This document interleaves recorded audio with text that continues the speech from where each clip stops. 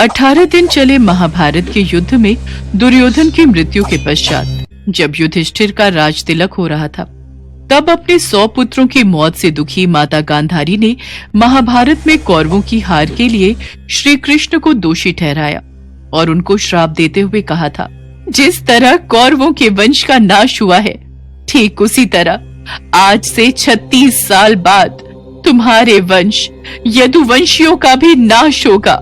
ये सुनकर सभी पांडव चकित रह गए, लेकिन भगवान श्री कृष्ण विचलित न हुए और मुस्कुराते हुए उन्होंने ये अभिशाप स्वीकार कर लिया। धीरे धीरे समय बीतता गया। फिर जैसे ही महाभारत के युद्ध को खत्म हुए 35 वर्ष पूरे हुए, फिर 36वां वर्ष आरंभ हुआ, तब द्वारका में कई अपशकुन दिखाई देने लगे। उसी समय महर्षि विश्वामित्र, कण्व और देव ऋषि नारायण जी द्वारका पहुंचे।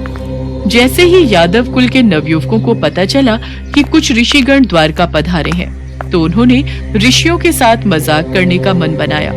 फिर सभी यादव कुमार भगवान श्री कृष्ण के पुत्र सांब को स्त्री बनाकर ऋषियों के सामने ले गए और उनसे कहने लगे, प्रणाम ऋषिगण, ये स्त्री हमारे भ्राता बब्रू की पत्नी है और ये गर्भवती है।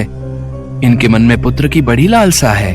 हाँ ऋषिवर, कृपा करके बताएं कि उसके गर्भ में पल रहा शिशु लड़का है या लड़की। हे ऋषिवर, आप सब तो ज्ञानी हैं, अंतर्यामी हैं। ध्यान लगाकर हम सबको कृपा करके बताएं कि इनके गर्भ से क्या जन्म लेगा। अवश्य पुत्र। उन सभी यादव कुमारों के ऐसा कहने के बाद सभी ऋषिगण ध्यान करने लगे, लेकिन ध्यान लगाने के बाद उन्हें पता चला कि ये कोई स्त्री नहीं बल्कि श्री कृष्ण के पुत्र सांब हैं।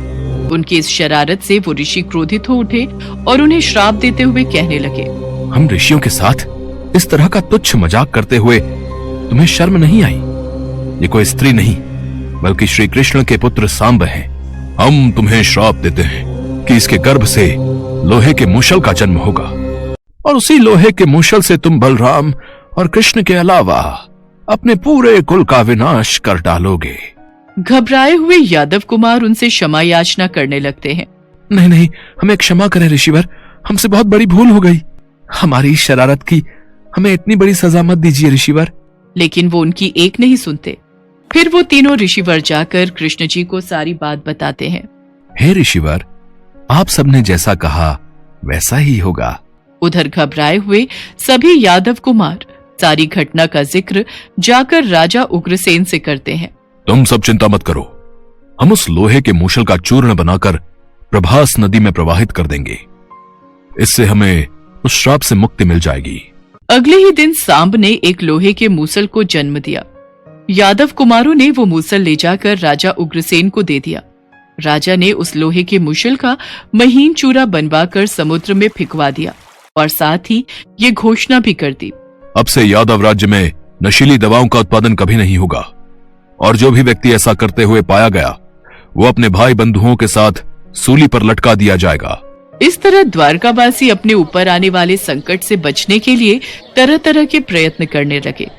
लेकिन कहते हैं ना, जो विधि के विधान में लिखा होता है वो होकर ही रहता है। ऐसा ही कुछ द्वारकावासियों के साथ भी हुआ। लोहे के मूषल के जन्म पश्चात द्वारका में कई बार तेज आंधी तूफान आने लगे। चूहों की संख्या इतनी बढ़ गई कि नगर में मनुष्यों से ज्यादा चूहे दिखाई देने लगे। महिलाएं अपने पतियों को धोखा देने लगी। गायों के पेट से गधे जन्म लेने लगे। गुरुजनों का अपमान होने लगा।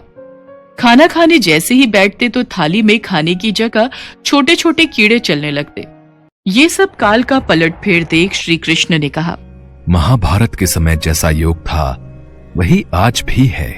ये हम सबके विनाश का सूचक है। गांधारी माता द्वारा दिए हुए श्राप का समय आ चुका है। श्री कृष्ण ने द्वारका के सभी पुरुषों को तीर्थ नदी जाकर स्नान करने को कहा। सभी यदुवंशी स्नान करने के बाद लौटते वक्त प्रभास क्षेत्र पहुंचकर निवास करने लगे। फिर वहां उनका मदिरापान आरंभ हुआ। सभी मदिरापान के बाद अपने होश खो बैठे और एक दूसरे को मारने काटने लगे। तभी सात्विक और प्रद्युम्न भी इस लड़ाई में मारे गए। अपने पुत्रों को मरते देख श्री कृष्ण क्रोधावस्था में आ गए और उन्होंने समुद्र किनारे लगी घास की दुर्वा को उखाड़ लिया। फिर वो दुर्वा भयंकर मूषल बन गई। फिर तो जो सामने आए उन सबको श्री कृष्ण ने उसी से मार गिराया। दरअसल ये दूर्वा उसी लोहे के चूरे से उत्पन्न हुई थी जो उग्रसेन ने समुद्र में फेंकवाई थी। फिर काल की प्रेरणा से यदुवंशियों ने उन्हीं मूसलों से एक दूसरे को मारना आरंभ किया। जो भी क्रोध में आकर वो घास अपने हाथ में लेता, उसी के हाथ में आकर वो मूसल बन जाती थी। उस मूसल से पिता अपने बेटे और बेटे अपने पिता का वध करने लगे। श्री कृष्ण वहां खड़े खड़े विधि के विधान का खेल देख रहे थे। फिर जैसे ही उन्होंने देखा कि उनका पुत्र सांब और पोता अनिरुद्ध भी मारा गया, तब उनकी क्रोध अग्नि प्रज्वलित हो उठी और उन्होंने बाकी बचे यादवों का संहार कर डाला। इसके बाद श्री कृष्ण बलराम के पद चिन्ह देखकर जंगल की ओर चल दिए। वहां जाकर श्री कृष्ण ने देखा कि बलराम जी योग मुद्रा में समाधि लगाए बैठे हैं। तभी उन्होंने अपने शरीर का त्याग कर दिया और उनके मुख से एक विशालकाय मुख वाला सर्प निकला, जिसके कई मुख थे। फिर वो श्री कृष्ण को प्रणाम करके वहां से समंदर के रास्ते परम धाम को लौट गए। बलराम के प्राण त्यागने के बाद श्री कृष्ण जी समझ चुके थे कि अब सब समाप्त हो चुका है।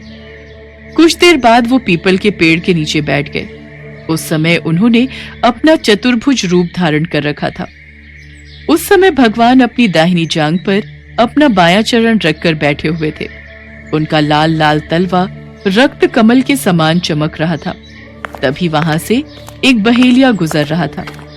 उसे श्री कृष्ण का लाल लाल तलवा दूर से किसी हिरण के मुख के समान प्रतीत हो रहा था। उसने उसे सचमुच हिरण समझकर तीर चला दिया। फिर जब उसने पास जाकर देखा तो वह कहने लगा, अरे ये तो चतुर्भुज पुरुष है। फिर वो डर के मारे कांपने लगा और श्री कृष्ण के चरणों में सिर रखकर कहने लगा, हे मधुसूदन, मुझसे अनजाने में ये पाप हुआ है। कृपा करके मेरा ये अपराध माफ कर दीजिए, या आप मुझे अभी के अभी मार डालिए ताकि मुझसे ऐसी भूल फिर कभी ना हो। तब श्री कृष्ण मुस्कुराते हुए कहते हैं, जरा तुम डरो मत, ये सब विधि के विधान का ही लेखा जोखा है। त्रेता युग में मैंने जब राम का अवतार लिया था, उस वक्त तुम वानर राज बाली थे और मैंने तुम पर छुपकर तीर चलाया था, जिससे तुम्हारी मृत्यु हो गई थी। आज द्वापर युग में वही मौत मैंने अपने लिए चुनी, और ये तो तुमने मेरे मन का ही काम किया है। जा, अब तुम मेरी आज्ञा से उस स्वर्ग में निवास कर, जिसकी प्राप्ति बड़े बड़े पुण्यकारों को होती है। आपका बहुत बहुत आभार मेरे प्रभु। इसके बाद स्वर्गलोक से एक वाहन आता है और बहेलिये को उसमें बिठाकर ले जाता है। उधर श्री कृष्ण का साथी दारुक उन्हें खोजते हुए वहां पहुंच जाता है और उन्हें इस हाल में देखकर वह भगवान के चरणों में पड़कर रोने लगता है। दारुक, अब तुम द्वारका चले जाओ और वहां बलराम भैया जी की परम गति और मेरे स्वधाम गमन की बात कह देना, और सबको कहना कि वो सब अपना सामान और धन लेकर इंद्रप्रस्थ चले जाएं। मेरे ना रहने से सारा द्वारका समुद्र में समा जाएगा। जैसी आपकी इच्छा मेरे प्रभु। कृष्ण जी की आज्ञा पाने के बाद दारुक वहां से चला जाता है। उसके जाते ही भगवान शिव, पार्वती, ब्रह्मदेव, सभी देवी देवता, अप्सराएं, राक्षस, देवगण भगवान श्री कृष्ण के परम धाम प्रस्थान को देखने बड़ी उत्सुकता से आते हैं और आसमान से उनके ऊपर फूलों की वर्षा करने लगते हैं। उन सभी देवी देवताओं को देखकर श्री कृष्ण जी ने अपनी देह का त्याग किया और कमल समान अपने नैनों को बंद कर लिया और हमेशा के लिए अपने स्वर्गलोक लौट गए। श्रीमद् भागवत के अनुसार जब श्री कृष्ण और बलराम की स्वधाम जाने की सूचना उनके परिजनों तक पहुंची तो उन्होंने भी इस दुख से प्राण त्याग दिए। देवकी, रोहिणी, वासुदेव, बलराम की पत्नियां, श्री कृष्ण की रानियां आदि सभी ने शरीर त्याग दिए।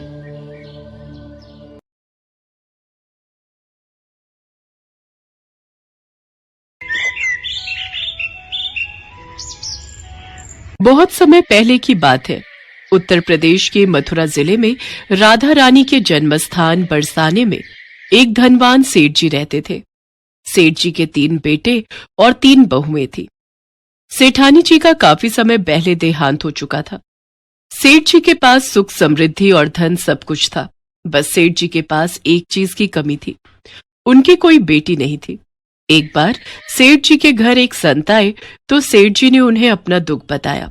महात्मा जी, मेरे पास सब कुछ है, बस एक बेटी की कमी है।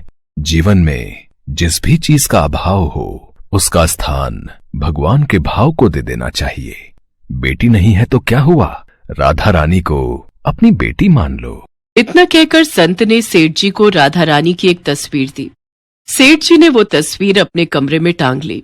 अब सेठ जी सोते जागते उस तस्वीर को निहारते, सुबह शाम उससे बातें करते, उन्हें भोग लगाने के बाद ही भोजन करते थे। ऐसे ही कई दिन बीत गए। सेठ जी के जीवन में बेटी का अभाव दूर हो गया था। एक दिन सेठ जी अपनी दुकान पर बैठे थे, तब घर में महिलाओं को चूड़ी पहनाने एक मणिहारिन आई। सेठ जी की तीनों बहुओं ने चूड़ी पहन ली और घर के भीतर चली गई। तभी मणिहारिन जैसे ही जाने लगी, एक छोटी सी बच्ची ने उसका हाथ पकड़ लिया। ओ मैया, लाओ मुझे भी चूड़ी पहनाओ, मैं तो रही गई। कितनी सुंदर और कितनी प्यारी बच्ची है। क्या नाम है तुम्हारा? मेरा नाम राधा है। लगता है सेठ जी के घर कोई मेहमान आए हैं, उन्हीं की बेटी है। इसे भी चूड़ी पहना देती हूँ। हाँ हाँ रुको बेटी, मैं तुम्हें रंग बिरंगी चूड़ियाँ पहना देती हूँ। उस लड़की को चूड़ी पहनाने के बाद मणिहारिन सेठ जी के पास चूड़ियों के दाम लेने पहुंची। सेठ जी, लाओ चूड़ियों के पैसे दो। अच्छा, पहना आई चूड़ियां, अभी देता हूँ। सेठ जी पैसे गिनकर मणिहारिन को देने लगे। सेठ जी, मुझे ज्यादा पैसे चाहिए, ये तो कम है। क्यों, चूड़ियों के दाम बढ़ा दिए हैं क्या? नहीं नहीं सेठ जी, दाम नहीं बढ़ाए हैं। हमेशा 3 को चूड़ी पहनाती हूँ, आज 4 को चूड़ी पहनाई है। मेरे घर में तो सिर्फ 3 बहुएं हैं, चौथा कौन आ गया? ये ले पकड़, जब घर में चूड़ी पहनने वाले 3 लोग हैं तो 3 के ही पैसे दूंगा। उसके बाद सेठ जी ने मणिहारिन को 3 बहुओं की चूड़ियों के पैसे देकर मणिहारिन को भेज दिया और घर आकर अपनी बहुओं से पूछा, बड़ी बहू, क्या तुम तीनों के अलावा किसी और ने भी चूड़ियां पहनी थी? नहीं तो पिताजी, हम तीनों ने ही पहनी थी। क्यों, क्या हुआ? इसका मतलब मणिहारिन मेरे से झूठ बोलकर ज्यादा पैसे ले जा रही थी। अच्छा हुआ मैंने उसे पैसे नहीं दिए। लाओ लाओ बहू, भोजन ले आओ। राधा रानी को भोग लगाकर मैं भोजन कर लेता हूँ। सेठ जी ने राधा रानी को भोजन का भोग लगाया और स्वयं भी भोजन खाकर राधा रानी का नाम जपते हुए सो गए। उस रात सेठ जी के सपने में राधा रानी आई। वे बहुत उदास थी, उनकी आंखें नम थी। बेटी, क्या हुआ, तुम क्यों उदास हो? पिताजी, आज मेरे घर चूड़ी पहनाने मणिहारिन आई थी। मैंने भी उससे चूड़ियां पहन ली। 3 बहुओं की चूड़ियों का मोल तो मणिहारिन को चुका दिया, परंतु अपनी बेटी को भूल गए। मैं भी तो उसी घर में रहती हूँ ना पिताजी, आप ही तो कहते हो मैं आपकी बेटी हूँ। राधा रानी की बातों को सुनकर सपने में ही सेठ जी की आंखों से आंसुओं की धारा बहने लगी। अगले दिन सुबह सुबह सेठ जी मणिहारिन के घर पहुंचे और बोले, मणिहारिन, तेरा भाग्य तो संत महात्माओं से भी बड़ा है। मैंने श्री राधा रानी को अपनी बेटी माना है, लेकिन अभी तक इन आंखों से उनके दर्शन नहीं हुए और तुझसे वो चूड़ी पहन गई। सेठ जी ने मणिहारिन के चरण पकड़ लिए। तुमने मेरी बेटी को चूड़ियां पहनाई हैं, जो मोल लेना है ले लो। सेठ जी की बातों को सुनकर मणिहारिन की आंखों से आंसू गिरने लगे। सचमुच वो मणिहारिन बहुत भाग्यशाली थी, जो उसे श्री राधा रानी को चूड़ी पहनाने का सौभाग्य प्राप्त हुआ।